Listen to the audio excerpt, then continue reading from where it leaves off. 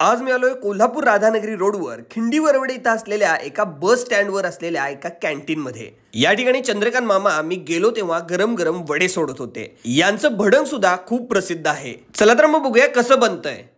जेवढं टेम्परेचर आपल्याला पाहिजे आहे ते आपल्या हातावर लगेच ओळखतं ते। त्यामध्ये जिरे मोहरी, यात नाजूकपणा अजिबात करायचं नाही, यात काटकसर करायची नाही। तडतड तडतड मोहून झाली, लसूण आणि कढीपत्ता तो टाकून घ्यायचा।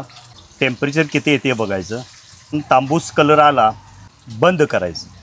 त्याच्यामध्ये पहिल्यांदा टाकायचं, नाही तर तो मसाला करपला जातो। गरम मसाला 1 2 3 ते 4 चमचे, चवीनुसार मीठ, चवीनुसार हळद पावडर, त्यानंतर ही काश्मीरी पावडर, मिरची पावडर काश्मीरी, हे चवीनुसार घालायचं। जेवढं आपण घेतलं आहे त्याचा अंदाज करून त्याच्यावरती ही साखर पावडर तयार केलेली आहे। हे तर आपलं काम ह्याच्यामध्ये स्लोमध्ये असं हलवून घ्यायचं। गॅस काय बंद केलेलाच आहे, ओतायचं।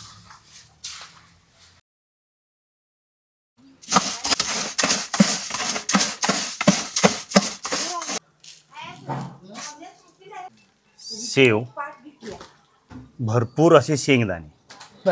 गरम गरम भडंगाची प्लेट बघितल्याच तोंडाला पाणी सुटलं असणार। चला तर मग टेस्ट करूया। आणि 20 रुपयाला ही प्लेट आहे, बघू शकता मित्रांनो किती भरपूर क्वांटिटी दिलेली आहे।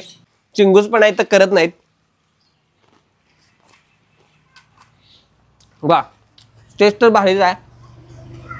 संध्याकाळी मिळेल तुम्हाला भडंग। भडंगाबरोबर ऍक्टिंगचा तडका सुद्धा चंद्रकांत साहेब खूप चांगला देतात। चला तर मग बघूया झलक। लक्ष्मी, का मला सोडून गेलीस? का असं कोणतं पाप केलं होतं मी? अरे काय पदरात माझ्या घालून ठेवलीस ही पोरं? मग मला तुझ्याबरोबर का नेलं नाहीस? हे दुःख बघण्यासाठी मला ठेवलंस।